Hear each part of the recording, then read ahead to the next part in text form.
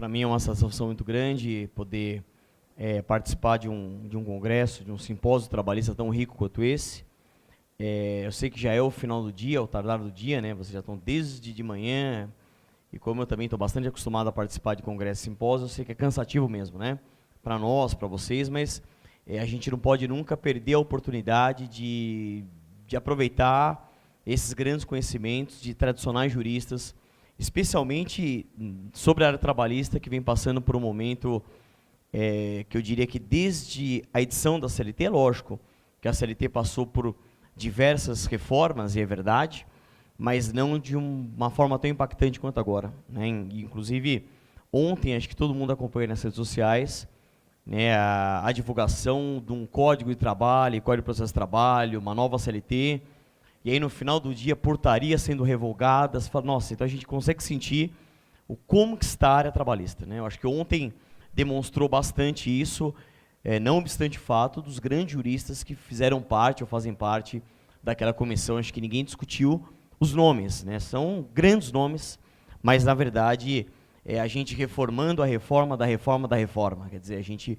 precisa de uma certa forma sistematizar a nossa área. Talvez, eu acho que como bem colocado pelos grandes palestrantes aqui, depois de tudo isso a gente tem que ter uma visão otimista que isso possa trazer para o Brasil muito mais aspectos positivos do que negativos, tá? Então, agradeço o convite, agradeço ao Grupo Líder, né? Agradeço também ao Grupo Líder. Fazia tempo que eu não vim em Belém do Pará, né? Eu ministrei anos aula aqui na FGV, na conveniada aqui. Então, para mim, foi uma satisfação muito grande poder voltar e a gente poder trabalhar. Pessoal, eu procurei montar. O tema, naturalmente, ele é técnico, né? A gente tem aqui uma breve exposição do meu currículo, tá? Já tinha, também vocês tinham acesso ao folder, a informação. Coloquei meus contatos. Eu trabalho muito com as minhas redes sociais, Instagram, Twitter, Facebook, site, e-mail, Periscope, especialmente hoje o Instagram, eu fico à disposição. Todo dia lá eu acabo aproveitando, como foi falado aqui pela professora Tereza Naz, as redes sociais, elas, naturalmente, elas hoje influenciam muito, né? E tudo, não só o Brasil, quanto o mundo inteiro. Então, a gente também procura acompanhar isso. E eu vou procurar apresentar, é lógico, de uma forma técnica. Eu montei esses PPTs durante a semana, agora no avião e no hotel também terminei. E eu fui escrevendo ideias que vieram na minha cabeça, de pesquisas que eu fiz e que eu já tinha também, do que seria esse dumping social. E eu, infelizmente, eu pude chegar meio em cima aqui do simpósio, pela minha vida atribulada, mas o que eu ouvi da professora Tereza Naz é isso, né? O tema em si não é novo, né? Se nós pensarmos uma visão macroscópica, é o que o mundo vem discutindo sobre flexibilização de regulamentação e o que alguns países europeus têm como flexi-segurança, que seria um sistema intermediário em que a gente pensaria em formas mais flexíveis de contratação e, aliado a isso, também a políticas de reinserção do trabalhador no mercado, com seguro-desemprego, cursos e por aí vai. Então, essa é a temática da flexibilização, desregulamentação e flexi-segurança. O momento que o Brasil está vivendo agora, e isso dialogando com o mundo, a gente não sabe direito se está acontecendo, e a meu ver é uma situação híbrida, ou mista, ou sui generis, que a gente está passando tanto por desregulamentação, quanto por flexibilização, quanto por desregulamentação. A ideia de você não apenas amenizar o rigor das regras estatais protetivas, que são cogentes imperativas ou de ordem pública, que a gente chama de princípio da imperatividade dessas normas, como a própria retirada da proteção. Tanto é verdade que o princípio do negociado sobre o legislado, quem já leu, especialmente os artigos 611A e 611B, o que vaticina o caput é claro, né, que aquilo vai ter força de lei, e quando eu tenho algo que tem força de lei, é muito mais uma linha de desregulamentação do que de flexibilização. Então, a temática do dumping social, eu não poderia começar a palestra sem fazer esse enquadramento. Quer dizer, é lógico que está dentro desse tema macro de flexibilização, desregulamentação e flexi-segurança. É lógico que há muita dúvida, muita discussão, há muita controvérsia, como foi colocado aqui, não só no Brasil como no mundo, sobre qual é o epíteto correto, qual é o nome correto, qual é a nomenclatura correta, né? Se a gente fala de reforma, modernização, flexibilização, desregulamentação. Eu só acho o seguinte, eu vou dar meu ponto de vista data máxima veni, com todo o respeito do mundo. E eu vejo muito e com todo respeito, pessoas se posicionando fervorosamente em um só sentido só ou em outro sentido. Eu acho que sempre o mediano é o melhor caminho, né? Hoje eu acho que a gente está vendo um momento muito difícil no país, que você não pode se posicionar. E isso me assusta muito, porque um profissional do direito não poder se posicionar, vamos abandonar a nossa profissão. Quer dizer, um operador do direito ele tem que se posicionar e com coragem, né? É lógico que muito se fala hoje em precarização de direitos, é verdade, mas eu também tenho o lado do empresário, pessoal. É isso que eu sempre falo nas minhas palestras. Não é fácil ser empresário. É lógico que eu não estou falando aqui de grandes empresas multinacionais transacionais. Eu estou falando, e a gente não pode esquecer, de verdadeiros empresários de volume de contratações. Microempresas, empresas de pequeno porte. Eu falo porque eu já tive, pessoal. Eu já tive franquia, eu já tive cursinho, eu já tive etc. Eu tenho meu escritório, então assim, eu gosto também de pensar do lado do empreendedor. E o Brasil também faz tudo para você não ser empreendedor, né? A gente tem um desestímulo muito grande e o empresário tem 3 espadas na cabeça, que é a espada trabalhista, previdenciária e tributária. E a OAB ela tem muita dificuldade de entender que o escritório de advocacia é uma empresa que visa lucro. E eu não consigo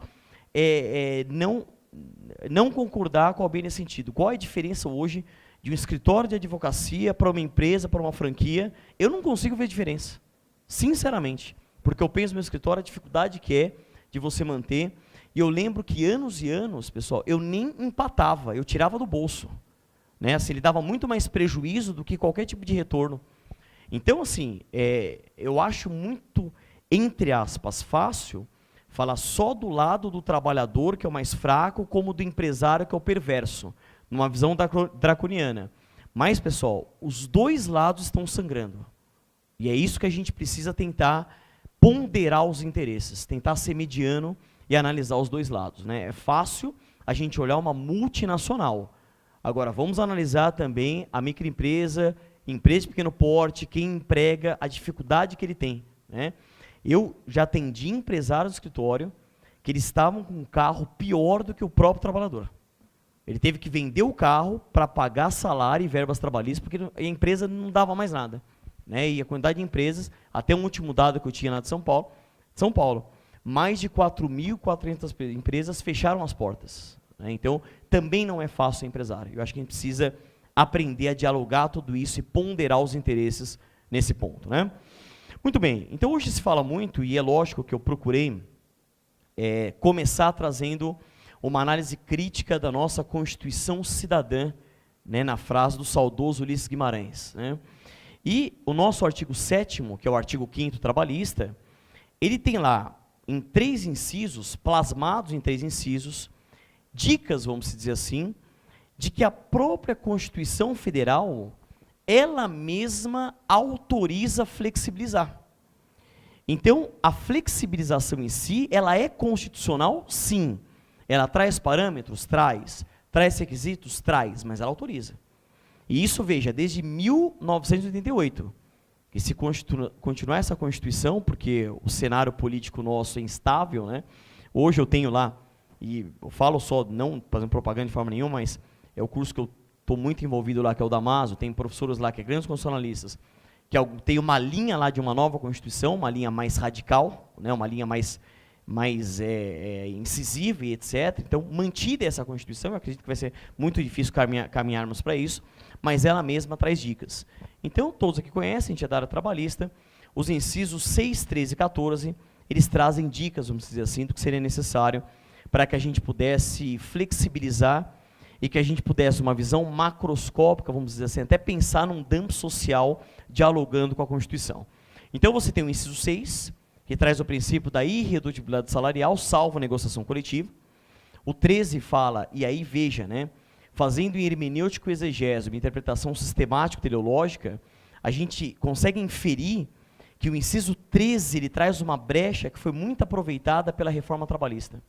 Porque o texto ele diz, duração do trabalho normal, não superior a 8 horas diárias e 44 semanais, sendo facultada a compensação de horário ou a redução da jornada, aí está mediante acordo ou convenção coletiva.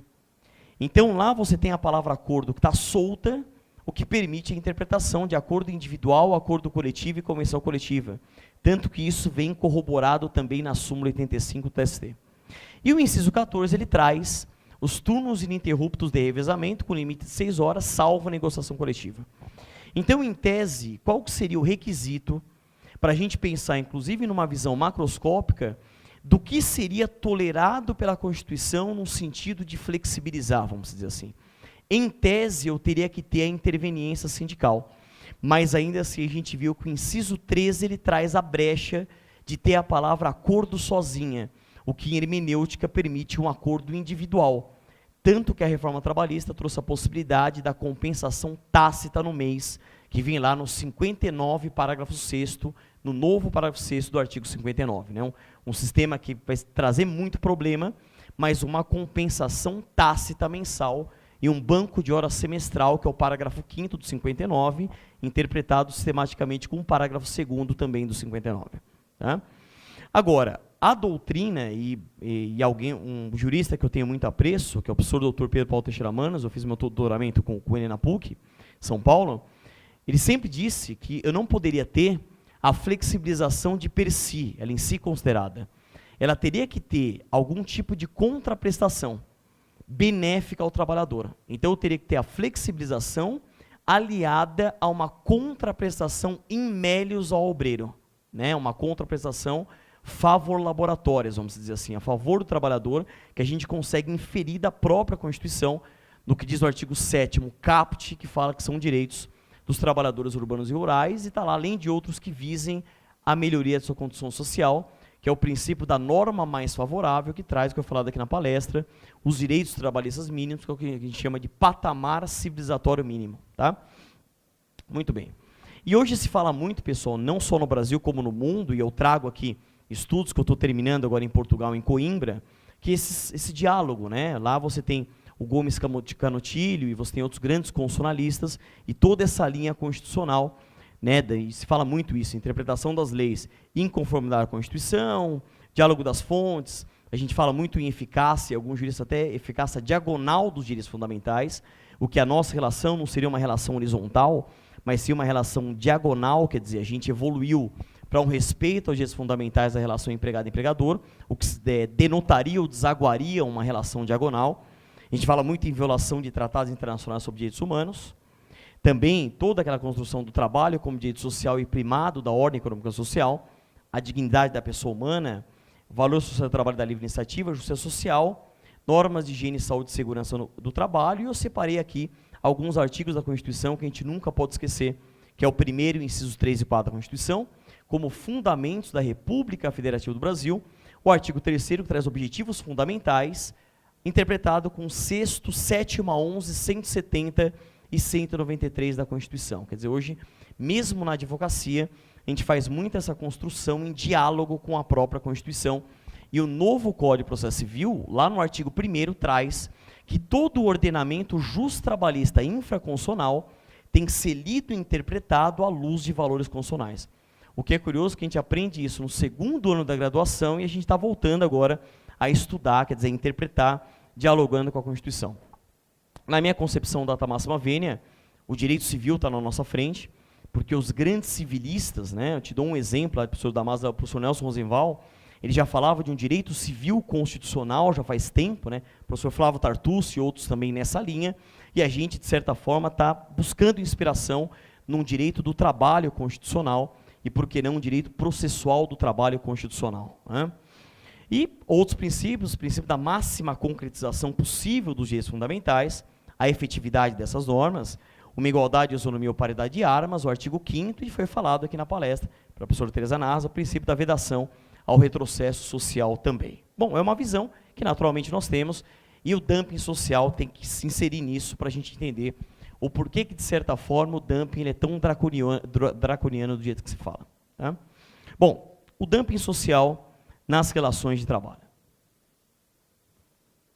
Pessoal, como eu disse, eu procurei trazer uma exposição didática porque o tema ele é técnico. Né? Então, há muita discussão na doutrina e na jurisprudência, professor Enoque, professor Souto Maior, Gustavo Felipe e outros grandes juristas, de qual que seria a natureza jurídica do dumping social e aonde ele se enquadra. Embora o tema seja polêmico, e isso comporta uma cisânia doutrinária com respaldo jurisprudencial, ainda assim prevalece o entendimento de que o objeto de estudo estaria na seara do direito internacional e do direito coletivo do trabalho, até porque por ser uma questão social recorrente em países periféricos ou emergentes.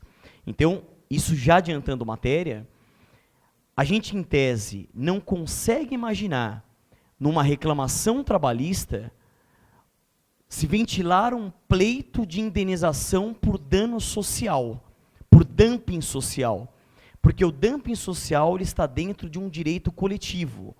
Então, se nós pensarmos em legitimidade ativa para o aviamento dessa ação, em tese, eu não teria a possibilidade de um trabalhador entrar com essa ação, mas sim órgãos legitimados que representam a sociedade lato sensu numa visão macro. Então é isso que os grandes juristas acabam falando e trazendo para a gente, né? Então nós temos aí empresas especialmente voltadas ao mercado global que visam a reduzir os custos dos seus produtos. Muito bem. Eles acabam utilizando uma mão de obra mais barata, afrontando direitos trabalhistas e previdenciários básicos. Tá, pessoal? Eu fui escrevendo aqui, só para que vocês acompanhem o raciocínio, quando eu montei aqui essa apresentação, essa palestra. E como foi falado também para a professora Tereza Nasi, e isso acontece mesmo no mundo inteiro, a gente está falando de uma prática de concorrência desleal com a finalidade de conquistas de novas fatias no mercado de bens e produtos. E eu tenho mania, eu confesso que até me irrita, eu tenho mania de ficar pesquisando a origem de palavras. Não sei se acrescenta alguma coisa, mas eu gosto muito para entender o Instituto. Por que a gente chama de dumping social? Da onde veio isso, né? E os juristas falam que dumping provém da palavra inglesa dump, o qual, entre outros, é significado de despejar ou esvaziar. Então, vem numa linha que eu estou despejando, eu estou esvaziando. Então, o dumping social é esse momento de esvaziar, vamos dizer assim, questões sociais, direitos sociais, nessa visão macro também. Então, daí a origem do Instituto de Dumping Social, que viria, por essa posição majoritária, pela palavra inglesa dump, que vem de despejar, que vem de esvaziar, né? Muito bem, essa palavra, ela né, não sei se todo mundo aqui, lógico, já tem contato com empresários, né, o pessoal que estuda administração de empresa e economia, esse estudo ele não é só nosso, ele é estudado também em outras áreas de conhecimento, então isso vem de políticas empresariais e comerciais. Eu te falo, por exemplo, quem está vencendo agora na empresa que eu trabalho, né? Hoje, o curso lá, o Damaso, por exemplo, lá atrás ele foi comprado, né, por uma empresa chamada DeVry Education, e agora eles mudaram o nome agora de Talent, que eles compraram IBMEC também, e agora a gente está toda uma linha empresarial agora, né? A gente está, eu brinco, hoje eu vou ter que dar aula de direito de trabalho empresarial, para o seu trabalho empresarial, porque é a linha que o curso está caminhando mesmo, porque o IBMEC sempre teve essa linha de cursos para empresas, né? Bom, e essa prática de você colocar no mercado produtos abaixo do custo tem um escopo, um objetivo principal, que seria eliminar a concorrência e aumentar as cotas de mercado. Então perceba, pessoal, que assim, é curioso que a professora Tereza Nassa falou algo que eu estava refletindo agora lá antes de vir dar a palestra. Eu não sei até que ponto, e eu falo isso de coração, os empresários enxergam a nossa área com o amor que a gente enxerga. Eles não têm essa visão. Eu não sei nem também se eles se preocupam em ter essa visão. Porque a gente faz muita reunião com eles, assim, pessoal, eles são muito, eu brinco, Excel. Então, por exemplo, te falo no curso onde eu trabalho. Para que um curso, ele, por exemplo, ele vingue, e eu confesso que quando eu fui chamado para ser coordenador de área, isso me irritou muito no começo. Que tinha que preencher o tal de break-even point. Eu falei, tá, mas por que tem que preencher para ter um curso break-even point? Por quê? Tem que ter um número de alunos que paguem mensalidade, que empate com o valor de aula de professor, mais custo de sala, etc. E quanto curso que eu perdi porque não tinha esse tal desse break-even point? Eu fiquei chateado. Não a cúpula da empresa. Porque para eles, se no Excel não bate o número ideal, simplesmente não tem um curso, o professor não trabalha, o aluno tem o curso simples assim. Então, os empresários, eu não estou dizendo que você tem que concordar com os empresários, mas essa é a visão deles. A visão deles eles pensam num negócio, e eles falam muito isso, né? Eles pensam no negócio enquanto números, enquanto lucro, e é lógico que isso afronta, indubitavelmente, a área trabalhista, que ela é naturalmente social. Mas esse é um ponto que o mundo está enfrentando, e a gente sabe que no embate a gente perde muitas vezes, né? Porque a força, muito se fala que o dinheiro é a mola do mundo, entre aspas. Por mais que a gente defenda redes sociais, mas infelizmente pode ser que mude, no final das contas, o peso econômico tem muita força. Então hoje eu recomendo e eu acho que os estudiosos da área trabalhista têm sim que começar a fazer um estudo do direito econômico, o diálogo com o direito econômico. Quer dizer, como que a gente pode tentar aproveitar de alguma forma o direito econômico na área trabalhista, dialogando para procurar ponderar os interesses dos direitos trabalhistas, mas também essa nova visão empresarial.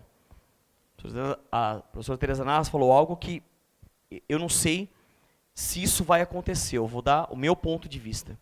Eu enxergo que a gente caminha por um futuro irreversível no sentido de que a gente não vai voltar a ter conquista de direitos trabalhistas. Eu acho que o mercado ele vai mudar. E eu acho que a gente vai ter no futuro mais trabalhos com menos direitos do que menos direitos com mais trabalhos. É uma visão humilde e singela que eu tenho, e é algo assim que eu comparo, eu te falo assim, uma frase que me chamou muita atenção. Eu estava 3, 4 anos atrás em Nova York, e eu estava conversando com um rapaz que trabalhava num restaurante chamado Speed. E como eu estava no hotel próximo lá, que ficava próximo da Sexta Avenida, então eu tomava café rapidinho para ir andar. E eu lembro que ele era de um dos países da América Central. E ele falou assim, olha, aqui eu chego a trabalhar 10, 12, 14 horas por dia, mas por que Nova York me chama muita atenção? Porque pelo menos eu venho aqui, sempre tem trabalho. Eu sempre consigo trabalhar. E eu consigo, segundo ele, juntar uma grana e mandar para minha família. Porque da onde eu venho, lá não tem tantos pós de trabalho quanto aqui. Eu não estou dizendo que está certo ou está errado, mas isso me chamou a atenção.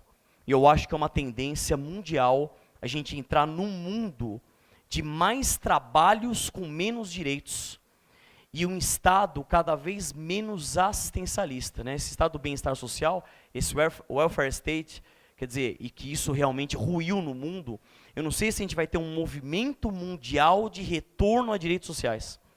Eu acho que, infelizmente, talvez, a força econômica, ela vai acabar preponderando do que a força social. Eu espero que eu esteja errado, lógico, né? Eu também sou otimista, eu tenho até tatuado no meu braço, pensamento positivo, ânimo firme, mas eu acho que é uma tendência de mercado, né? Algo que, a gente analisando os últimos 10 anos, isso vem ficando cada vez mais claro. Lógico que com a troca da política governal, isso ficou mais claro ainda, né? Bom, isso já falei do expediente de forma temporária e uma esperança que se tem em relação ao dumping social. Não tem como também uma empresa ela ter essa política o tempo inteiro. Deixa eu explicar isso melhor. Isso está acontecendo muito, pessoal. Desculpa se eu usar exemplo do que eu faço na prática, porque é muito claro na minha cabeça. Até o dumping social no meio do ensino. Você sabe o quanto o meio do ensino ele está passando por grandes transformações. Sem citar nomes, faculdades tradicionais de direito de São Paulo, elas vão reduzir a carga horária do período da noite. Então não vai ter aula mais depois das 10 da noite.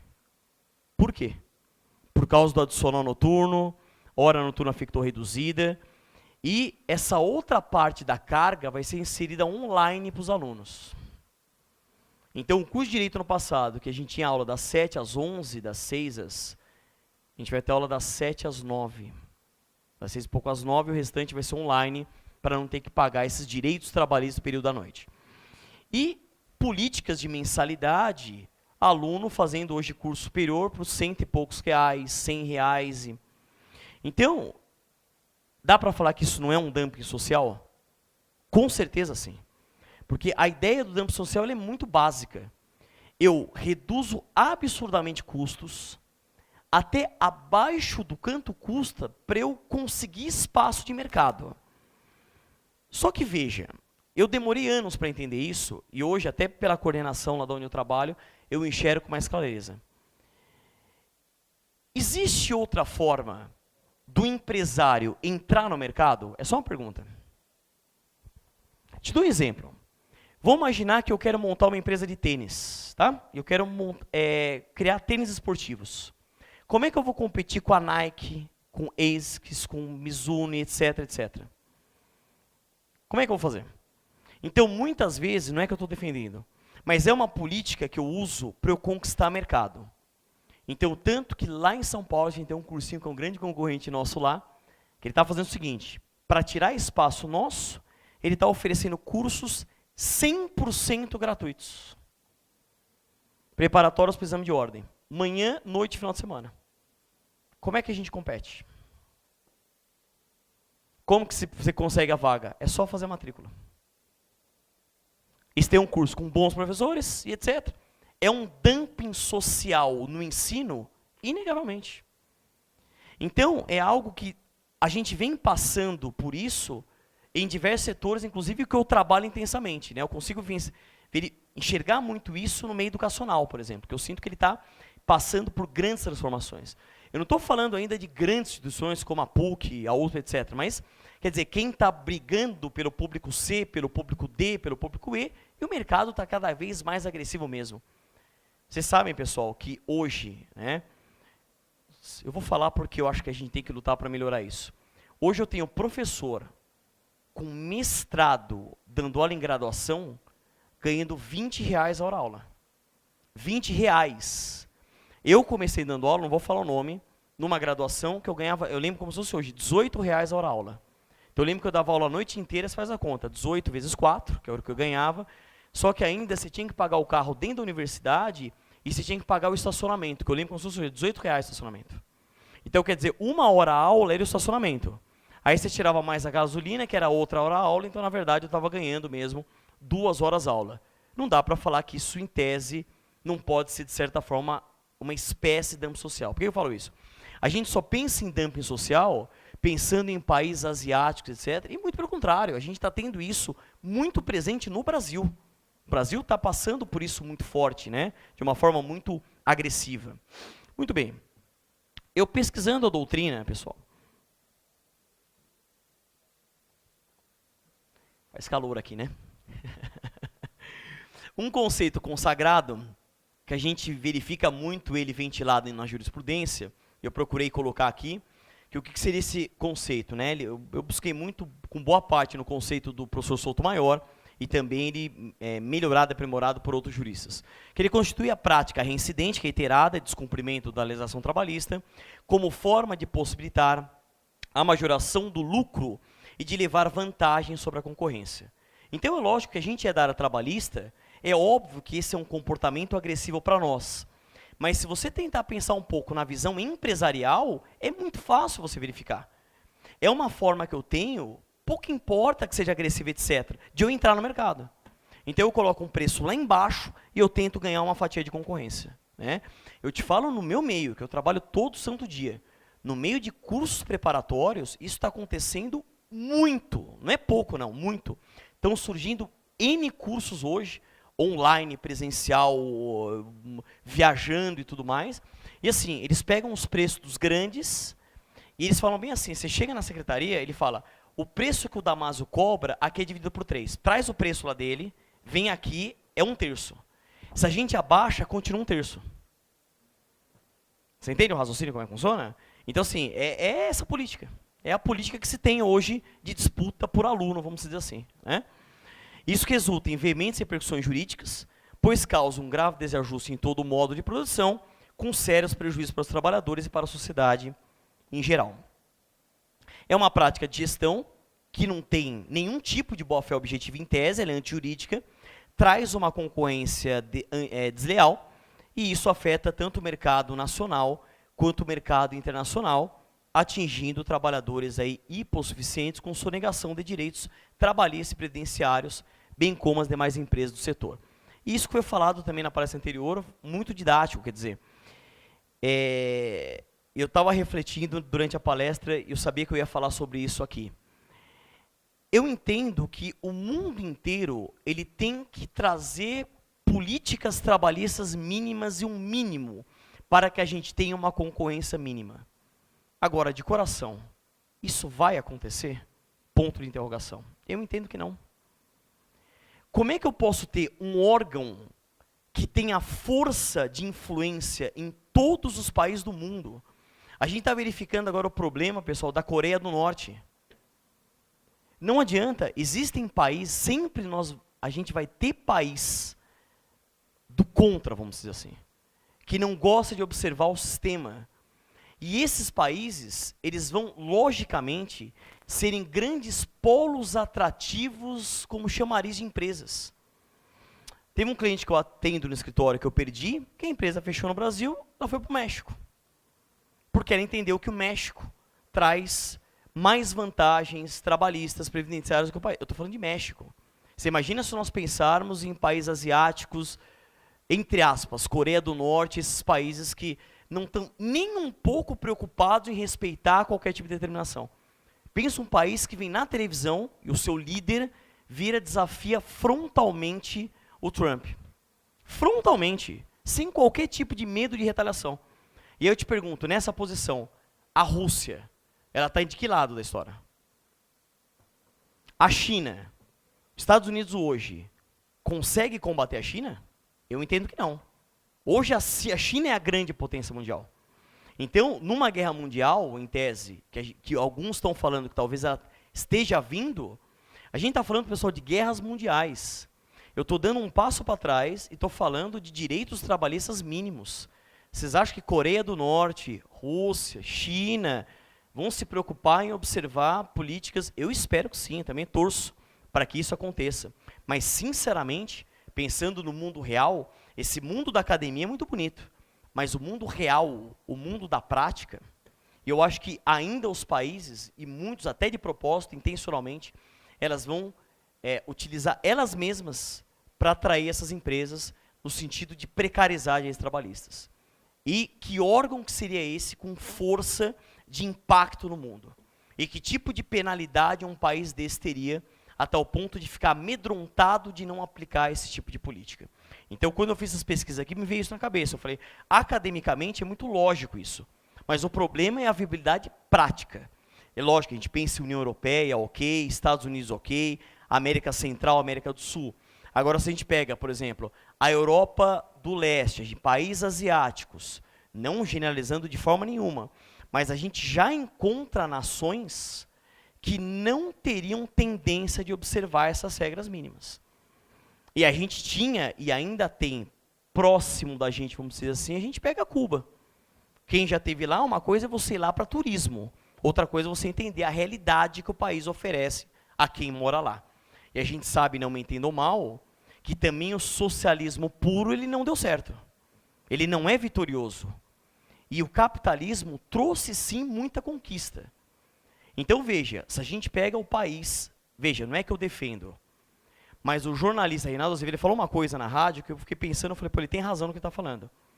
Se nós pensarmos como era o telefone no Brasil, vocês lembram há 20 anos atrás, por exemplo, quanto custava? Ele falou que ele chegou a pagar $6.000 no telefone fixo. Então, com essa evolução, que de certa forma foi o capitalismo que trouxe, hoje qualquer trabalhador tem o seu pré-pago smartphone. A gente está chegando agora no momento do Brasil que tem mais smartphones do que brasileiros. Nós temos hoje 204 milhões de brasileiros e acho que são 230 já telefones celulares. 230 milhões, lógico, né? Não 30, milhões. Então veja, isso de certa forma não democratizou a comunicação? Não levou a comunicação ao pessoal de baixa renda? Pergunto, o socialismo traria isso? É só uma pergunta, não estou falando que sim ou que não. É só uma reflexão. Então, não dá para falar que o capitalismo ele só traz aspectos negativos. O que eu discordo veementemente. Embora eu seja da área trabalhista, a gente tem que reconhecer que o capitalismo também traz aspectos positivos. A questão é você aprender a dosar. E eu te pergunto, uma concorrência salutar, ela não é importante para uma evolução ou não? Ou a zona de conforto leva à evolução? É uma reflexão que eu também faço. Então, eu acho que uma concorrência difícil, mas salutar, ela é importante. Eu tenho muito medo de zona de conforto. Eu particularmente não gosto muito. Eu acho que a ideia de uma concorrência positiva, saudável, ela é importante sim para a evolução. A meu ver, também data máxima vênia. Tá? Bom, entrando na natureza jurídica do dumping social, né? Bom, o que é a natureza jurídica, né? Basicamente, estudarmos dois ideários, a definição e a classificação, uma busca de elementos essenciais com busca de posicionamento comparativo. Então, como eu disse, hoje o dumping social ele estaria numa seara de um dano social difuso e coletivo, que atinge trabalhadores já contratados, inseridos na exploração por empresas que o praticam, mas também futuros trabalhadores que poderão vir a ser aliciados, ingressarem nesse tipo de empreendimento em situações de crise social ou de desemprego. Então eu tenho tanto um estudo prévio quanto um estudo a posteriori do dumping social, que também pode servir para aliciamento de trabalhadores, o que naturalmente acaba acontecendo. Te dou um exemplo, pessoal, lá de São Paulo, próximo da onde eu fico também. Tem uma região lá que eu até brinco nas palestras. Brinco assim, é uma brincadeira que não tem nada de engraçado, ela é séria, mas o Damaso ele fica na Liberdade, não sei se todo mundo conhece a Liberdade lá em São Paulo. E você descendo a rua, tem um bairro chamado Bairro do Glicério. Quem já passou lá, eu brinco que o Glicério, pessoal, o Estado de Direito não chegou no bairro do Glicério. Parece que quando você chega lá, se sente assim, até a vibração. Você fala assim, o direito não está presente aqui.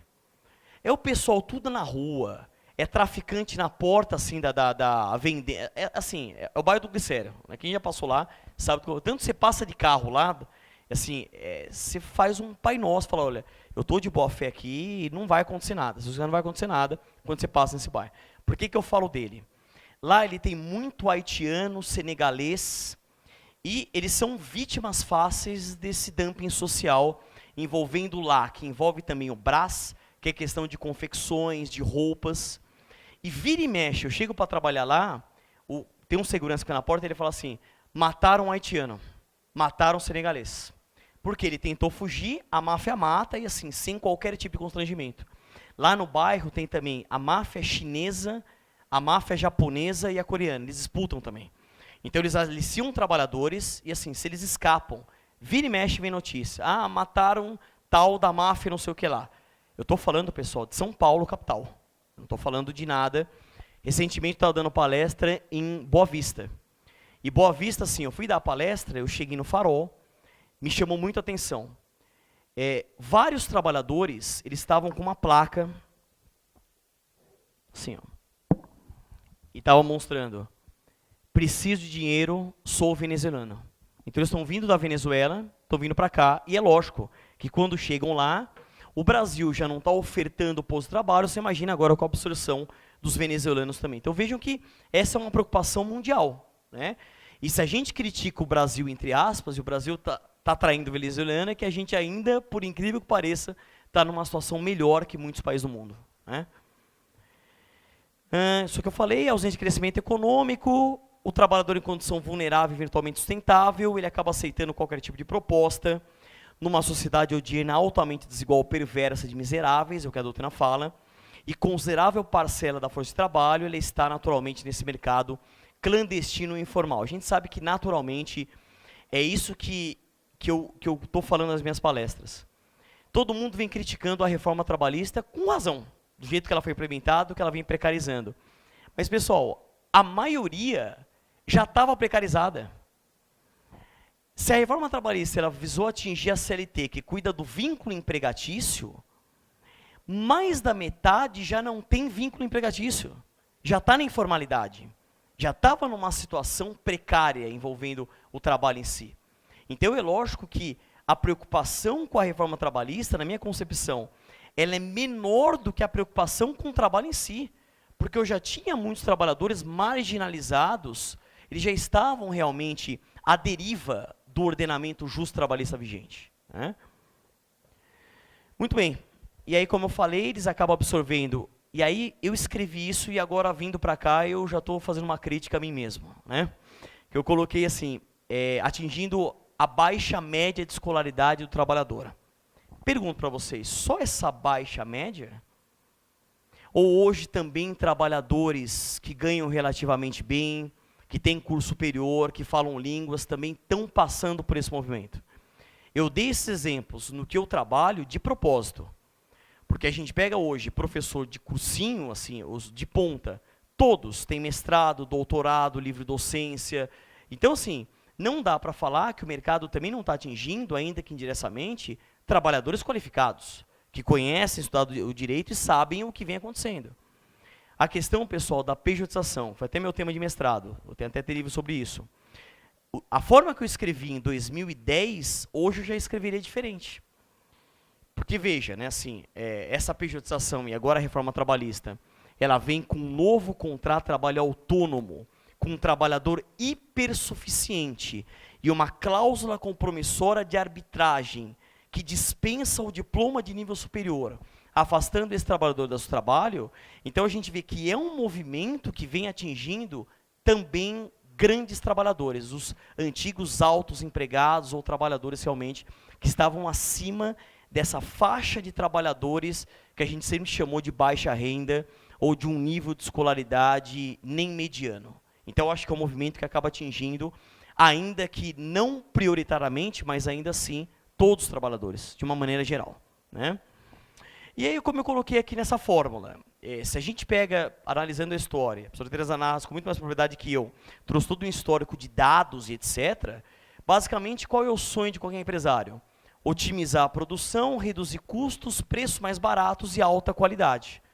Que é o que ele quer. Que empresário que não quer isso? Né? Aliar, otimizar a produção, reduzir custos, preços mais baratos, mas mantendo uma qualidade. Agora, é lógico, esse último que eu escrevi, não é toda empresa que tem essa preocupação. Né? Essa alta qualidade, não necessariamente, porque o consumidor final também não necessariamente ele consegue diferenciar produtos de qualidade. E eu, mais uma vez, desculpa de dar o exemplo do que eu trabalho, mas é que na minha cabeça é muito claro isso. O ensino que eu faço muito, que é o preparatório para exame de ordem, pessoal.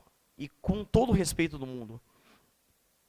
Muitos dos alunos que eu dou aula, e assim, e não estou criticando, né, a gente torce muito para que eles vençam na vida. Mas vem pergunta assim, ele já passou, já está formado, ele está na segunda fase do AV e pergunta assim para mim, não é exagero. Por que todo estudo começa pela Constituição? Leone, por que eu tenho que começar analisando o artigo 7º? Eu lembro que eu dava uma técnica para os alunos assim, pegava o código e eu falava, ó, você pinta de amarelo o direito material e pinta de laranja o direito processual. Eu parei de fazer isso, pessoal. Quem teve aula comigo sabe, eu parei. Porque no último dia de aula vem assim, mas eu não entendo, Leone, por que você fala que tem que separar direito material e processual? Eu não consigo diferenciar. Por que é importante para mim eu saber direito material e direito processual? Eu falava, nossa, mas você vê que tá lá atrás, né? Você vê assim, ele não sabe identificar que férias não é direito material, não é direito processual, é direito material. Não, na cabeça dele é direito. Direito. Entendeu? Então, na minha palestra também sobre a reforma, eu estava separando assim, direito individual, coletivo e processo.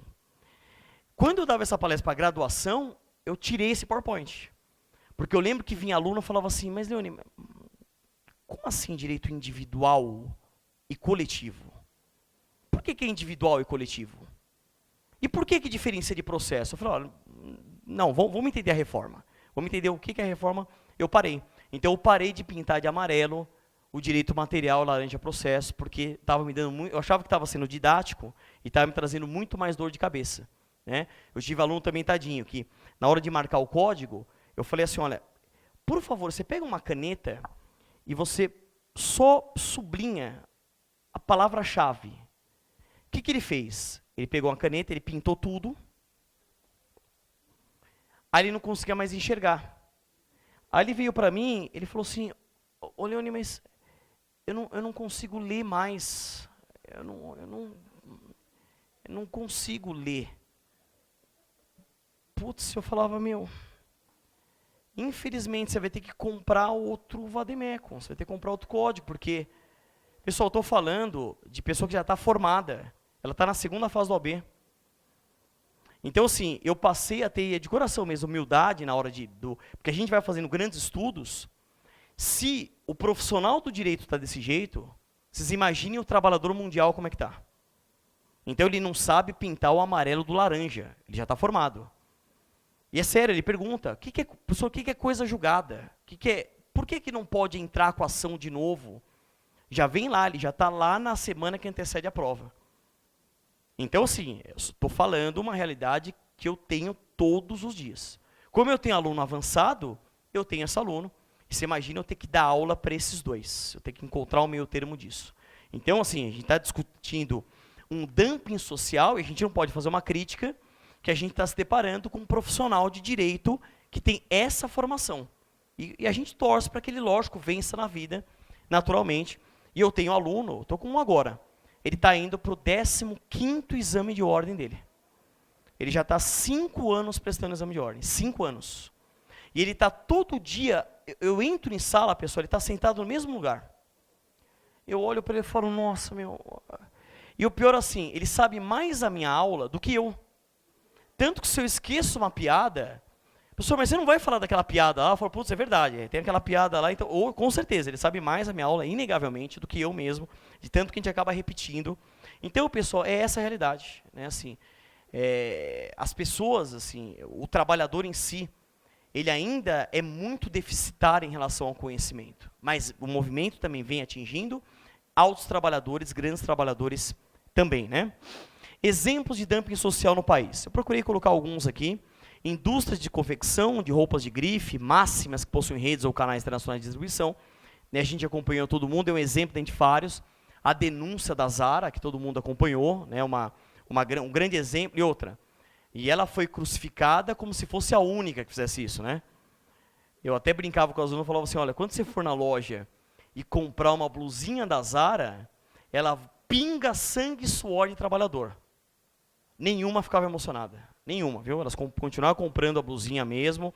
Elas aplicam igual o raciocínio do cheque, sabe? É um título de crédito não causal que se desvincula da causa. Então elas olham a blusa veio do plano espiritual, assim, não teve um trabalhador que produziu essa blusa e elas compram sem nenhum tipo de constrangimento.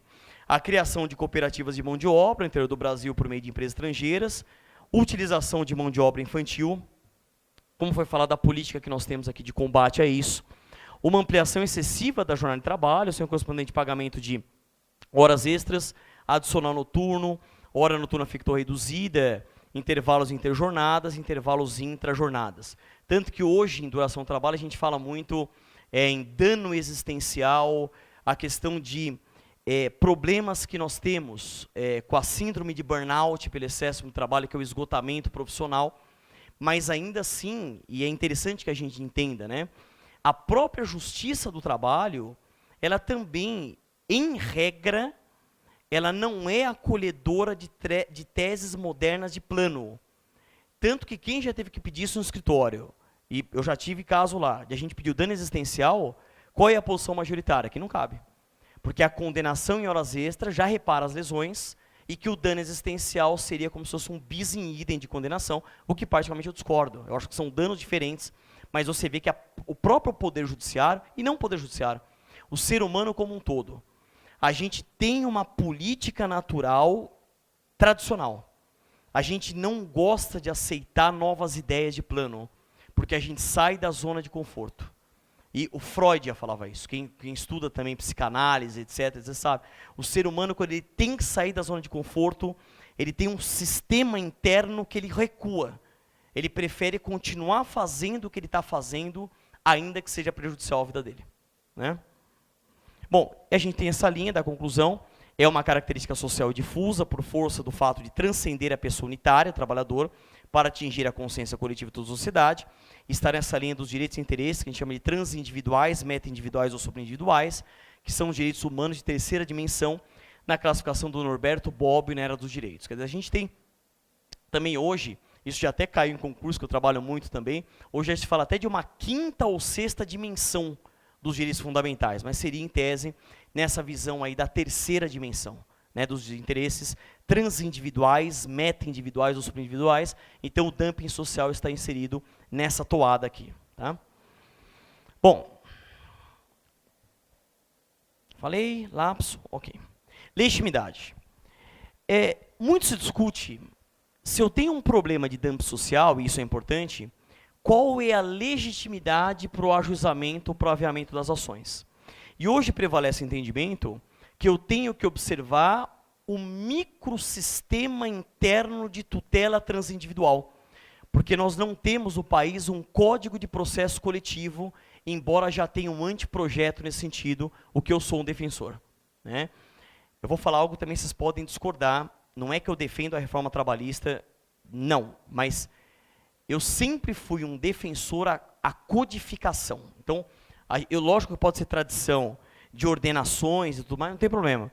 Mas eu acho que se a gente pega a experiência de Portugal e outros países, quer dizer, você tem um código de trabalho, um código de processo de trabalho, não só traz aspectos positivos, mas quem sabe chegou o momento agora no país de a gente codificar, trazer um mínimo, né, uma regulamentação, lógico, eu vou ter legislação esparsa também, mas uma codificação estudada à luz desses novos entendimentos. E eu acho que isso não impede também um código de processo coletivo. E hoje o que nós temos é o artigo 82 do CDC, que é a Lei 8.078 de 90, o artigo 5º da Lei da Ação Civil Pública, que é a Lei 734 de 85, em que nós temos os legitimados como grandes exemplos, o Ministério Público, os sindicatos na nossa área. Então, são esses órgãos que possuem autorização legislativa na tutela dos interesses sociais numa visão macroscópica. Então, na nossa área, a gente pensaria no Ministério Público do Trabalho, em tese no sindicato. O que eu rechaçaria o trabalhador individualmente considerado de entrar com essa ação individual. Tá? Então, e a gente sabe que pelo Código de Defesa do Consumidor e pela Lei de Ação Civil Pública, a coisa julgada, ela produz efeitos erga omnes e ultra partes, porque elas transcendem a esfera, os limites subjetivos tradicionais da coisa julgada material, que possui efeitos extraprocessuais e não apenas endoprocessuais. Tá? Bom, e aí eu coloquei alguns casos aqui, os sindicatos representativos das categorias profissionais, as ações, os pleitos, a remoção do ilícito com danos morais coletivos, e uma indenização revertida para um fundo correlato de trabalhadores ou para instituições que tenham por escopo o combate a tais estudos no campo empresarial ou que se dediquem à tutela dos vulneráveis. Então, um exemplo que a gente pode dar é o Fundo de Amparo ao Trabalhador, que seria o destinatário, vamos dizer assim, dessas condenações envolvendo dano moral coletivo. Eu até anotei aqui, eu fiz uma pesquisa. E eu confesso que eu não sabia, estou sendo bem honesto, e vindo dar aqui a palestra, eu acabei encontrando. Não sei se vocês sabiam, uma das primeiras sentenças no país envolvendo dano moral coletivo em ação civil pública por dumping social, se eu produzir errado, vocês me corrijam, é da Vara do Trabalho de Parauapebas. É isso? Vara do Trabalho de Parauapebas. Ela representa uma das primeiras decisões do país de dano moral coletivo. Curioso isso, né? Aqui envolvendo o Pará, motivo de orgulho para vocês. Está aí. Pará sendo paradigma para a nossa República Federativa do Brasil. Não é isso? E é verdade, foi uma das primeiras decisões que influenciaram a construção do raciocínio jurídico aqui no país. Tá? O Ministério do Trabalho, o interesse público primário envolvido, você tem o inquérito civil, ações civis públicas, as ações coletivas, Ministério do Trabalho, ações de fiscalização e autuações, e aí, como eu coloquei, esse trabalhador individualmente considerado, em tese, ele não detém legitimidade, porque estamos falando de características sociais e não características individuais. Então eu teria, voltando aqui um pouco, uma atuação envolvendo um trabalho até conjunto, por que não, dos sindicatos, do Ministério Público do Trabalho, do Ministério do Trabalho, por que não da fiscalização, e do trabalhador individualmente considerado. Agora vamos pensar na prática. Tem um grande amigo pessoal, que quando ele passou no concurso do MPT, ele ficou muito tempo aqui na região de vocês, aqui no Marabá, Pará. Ele me contou algo que eu também não sabia. Ele falou assim, que na região de Marabá e proximidades, eles eram 4 procuradores do trabalho para fazer tudo. E aí você olha o tamanho do terreno no mapa, é o tamanho de um país europeu. Aí ele falava assim, como é que a gente fazia? A gente não fazia. Então a gente selecionava e ia. Até um dia ele contou que ele chegou na porta de uma fazenda que tinha denúncia de trabalho escravo lá. Ele me contando assim, hoje a gente dá risada, mas na época, ele falou que tinha, segundo ele, um jagunço com uma 12, assim, parado assim, na porta. Aí ele falou assim, olha, eu sou procurador do trabalho, e eu vim entrar aqui para... O cara falou, o que você é? Você acha que ele sabe que é um procurador do trabalho? E se ele tentar entrar, ele falou, ó, se der mais um passo, eu vou dar um tiro nas costas, eu vou enterrar ali no canto, e... O que ele fez, pessoal? Ele recuou, logicamente, né, ele recuou, e depois eles voltaram com força policial lá na localidade. Então, é lógico que lá, nesse tipo de fazenda, vamos dizer assim, eu posso pensar numa política, ainda que inicial ou na vigência, de um dumping social, de eu chego num absurdo de trabalho em redução à condição análoga de escravo, quer dizer, seria você chegar abaixo de um mínimo existencial, visando ganhar espaço no mercado e visando essa conquista não só no Brasil como no mundo.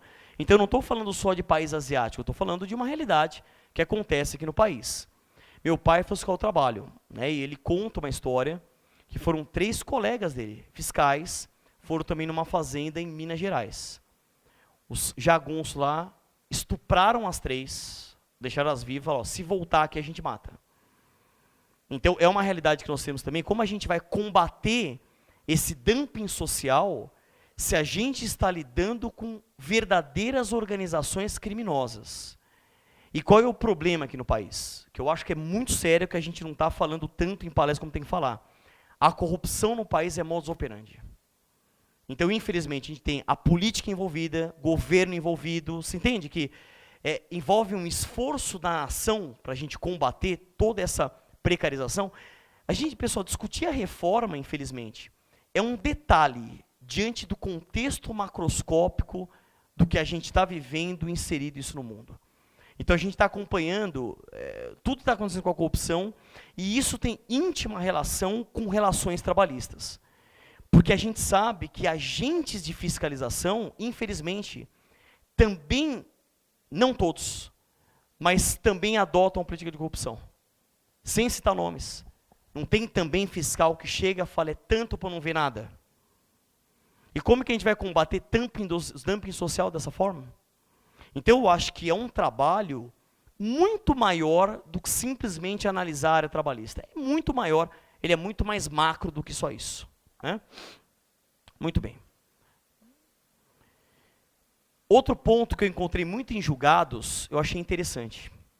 Por que o juiz não poderia dar um dano moral coletivo numa reclamação trabalhista? Porque, em tese, o juiz estaria algo além ou fora do que foi pedido. Então, você tem uma vedação, e eu atualizei aqui os julgados, eram os antigos 128 e 460 do CPC 73, do Código Alfredo Buzaide. E agora o novo CPC são os artigos 141 e 492. Que o juiz, quando ele exara a sentença, ele fica limitado, ele fica adstrito aos limites objetivos, que é o princípio da distrição, correlação, congruência, simetria ou correspondência. Quer dizer, ele não poderia exarar uma sentença extra petita, ultra petita, ou citra ou infra petita. Então, esse é um óbice para que o juiz também conceda dano moral coletivo, o dano social no bojo de uma reclamatória individual. Portanto, a posição majoritária, que seria mesmo desses órgãos que cuidam da sociedade, dos fiscais da ordem jurídica. Tanto que o novo CPC hoje fala que o Ministério Público, ele não é mais só o fiscal da lei, eles atualizaram a expressão. Hoje ele é o fiscal da ordem jurídica. Tá? Muito bem, agora eu fui pesquisar. Aonde que o trabalhador poderia, de um dumping social, de uma ação coletiva, aonde que ele poderia atuar individualmente falando num viés processual? Se nós pegarmos artigos 95 e seguintes do CDC, ele traz a possibilidade do trabalhador postular seus direitos nas ações de liquidação de sentença genérica a posteriori de uma ação coletiva. Aí, ok. Aí entraria o trabalhador isoladamente considerado. Até porque também o CDC fala que eu não tenho litispendência entre as ações individuais e coletivas em tese. Então, portanto, ele entraria numa liquidação de uma sentença genérica. Mas no aviamento inicial da ação precisaria desses órgãos sociais, vamos dizer assim. Eu separei o enunciado 4 da Anamatra, que traz um texto que eu acho muito interessante, que fala do dumping social dano à sociedade, indenização suplementar, as agressões que incidentes inexcusáveis aos direitos trabalhistas geram dano à sociedade, pois com tal prática desconsidera-se propositalmente a estrutura do Estado social e do próprio modelo capitalista com a obtenção de vantagem devida perante a concorrência. A prática, portanto, reflete o conhecido dumping social, motivando a necessária reação do judiciário trabalhista para corrigi-la, e o dano à sociedade configura, e a base ela é simples do Código Civil, mas é interessante.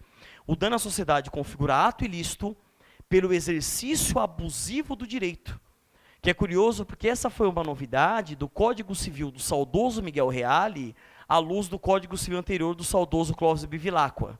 Então você tem hoje a ideia do abuso de direito como ato ilícito que também gera o dever de indenizar. Então você tem os artigos 186, 187 e 927 do Código Civil, e eles citam também o 404, parágrafo único do Código Civil, o fundamento de ordem positiva para impingir ao agressor contumaz uma indenização suplementar, como aliás já previam os artigos 652D e 832 para o primeiro da CLT. Eu trouxe a fundamentação que eu encontrei de julgados envolvendo o dano social, quer dizer, o dano moral coletivo decorrente de um dumping social, a base dessa fundamentação. Tá? Bom, o órgão competente, que é uma dúvida que se tem, né? Se eu tenho, veja, porque a gente está acostumado àquela ideia básica de um dano individual, que é a base que vem desde romano, que é aquele que causa prejuízo a outrem tem o dever de indenizar. Mas quando a gente pensa num dano coletivo, aonde que a gente ajuiza a ação? E hoje, o que a jurisprudência faz?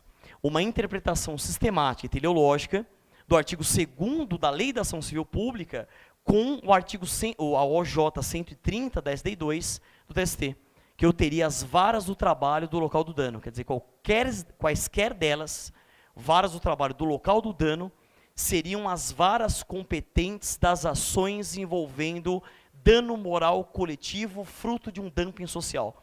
Então, aqui que eu teria, em tese, o órgão competente, provavelmente, dessas ações. Então, não apenas os legitimados eu procurei trazer, mas também qual seria o órgão competente. Tá certo?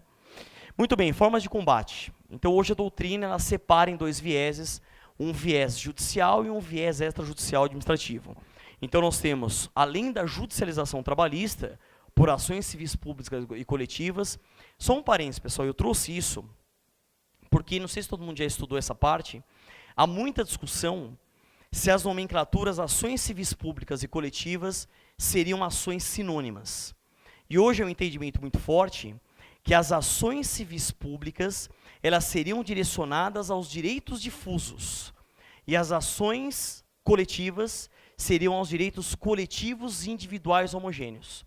Então, quando você pega Bezerra Leite, Mauro Schiavi e outros processualistas, eles trazem essa linha. Quando a gente cai no processo civil, o professor Daniel Assunção, Fred Dier, etc., também procuram trazer essa toada no caso, uma linha de eu separar nomenclaturas de ações civis públicas com ações coletivas. Né? Eu também encontrei isso na obra do Alexandre Freitas Câmara, né? Que ele reescreveu uma nova edição em homenagem ao jurista Barbosa Moreira, que faleceu infelizmente, né, como um grande processualista em relação a essa. Então a edição nova também traz esses comentários lá na teoria geral do processo da TGP, que a gente estudou na época, lembra? Com o Cândido Rangel Dinamarco, Ada Pellegrini Grinover, etc. Né? Então, além disso, eu teria a fixação de astrentes em valores expressivos por descumprimento da ação trabalhista, em relação a cada trabalhador ou a cada obrigação trabalhista. E, além disso, alternativas administrativas, como inquérito civil, termos de ajuste de conduta, os TACs. E outra, né? O que os procuradores de trabalho falam? Que eu poderia ter uma imposição administrativa com força de título executivo extrajudicial trabalhista, de indenizações de dano moral coletivo por dumping social, não apenas judicialmente falando, mas também no TAC. A gente sabe que no nosso sistema, a gente tem títulos executivos extrajudiciais, e agora, essa normativa 39 reconheceu também cheque e nota promissória oriundo de relação de trabalho, mas o TAC é um título executivo extrajudicial previsto no artigo 876 caput da CLT. Né, o parágrafo único foi alterado pela reforma, mas o caput, eles continuam mantendo dois títulos extrajudiciais, o TAC e o termo de conciliação firmado perante a Comissão de Conciliação Prévia, que está lá no artigo 625E, parágrafo único da CLT. Tá? E os valores revertidos à própria sociedade, fundos, entidades filantrópicas, FAT, possibilidade de acumulação com dano moral individual, e aí eles usam essa multa, é interessante a expressão, multa dissuasória, né, ou dissuasória. Essa multa, quando você vai no dicionário, ela vai numa linha de fazer com que a pessoa mude de opinião.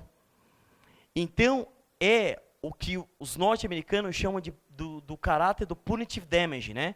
Que é a ideia do caráter pedagógico, do caráter político-pedagógico de uma indenização, que pode incentivar outras empresas a não praticarem mais comportamentos agressivos nesse sentido.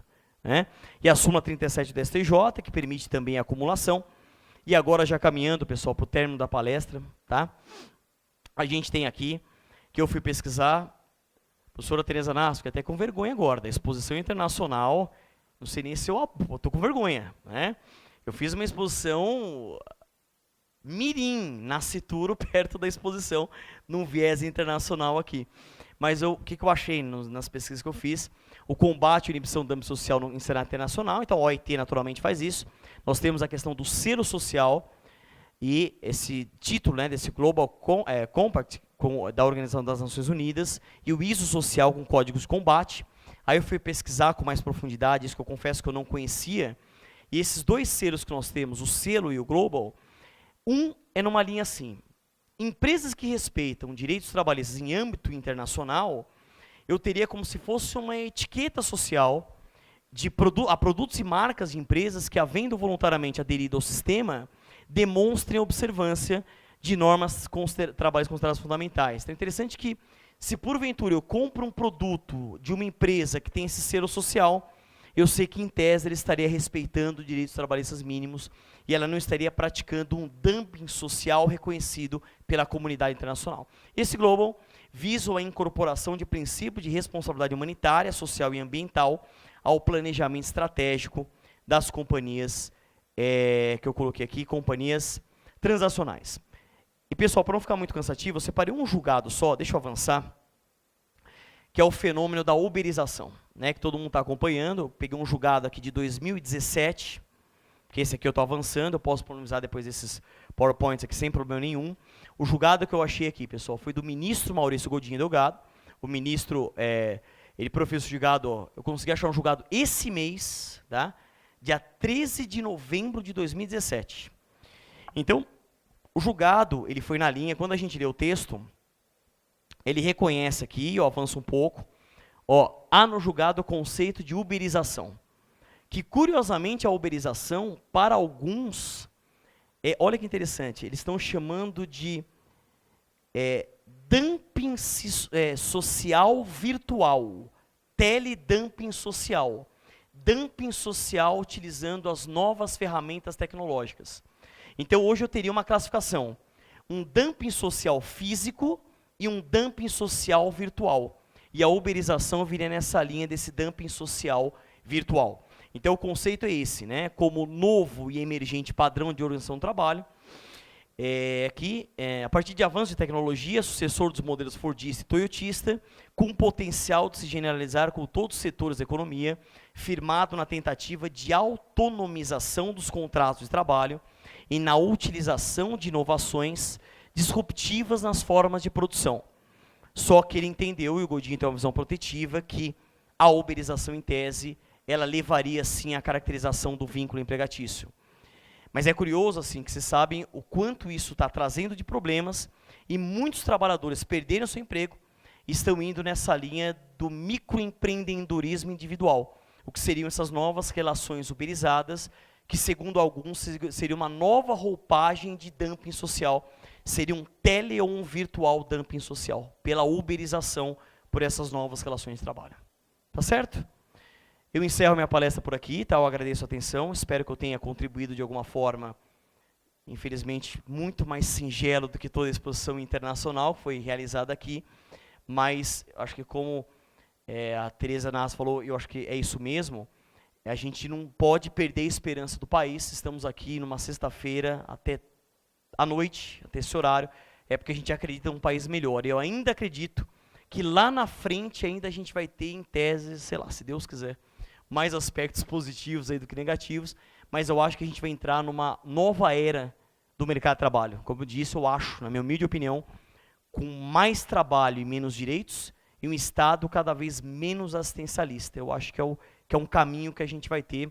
Não é que eu concordo com isso, mas eu acho que é uma tendência que o ser humano ele vai ter que, entre aspas, se acostumar. Só que é lógico que ele ainda vai continuar sendo vítima de comportamentos empresariais draconianos que visam efetivamente fulminar pisos mínimos de direitos. Isso a gente vai ter e verificar no mercado. Agora, o que eu acho difícil é a gente conseguir ponderar tudo isso ao mesmo tempo. Tá? Obrigado pela atenção, aquele pensamento positivo, ânimo firme. Sucesso a todos e fico à disposição. E até o nosso próximo encontro.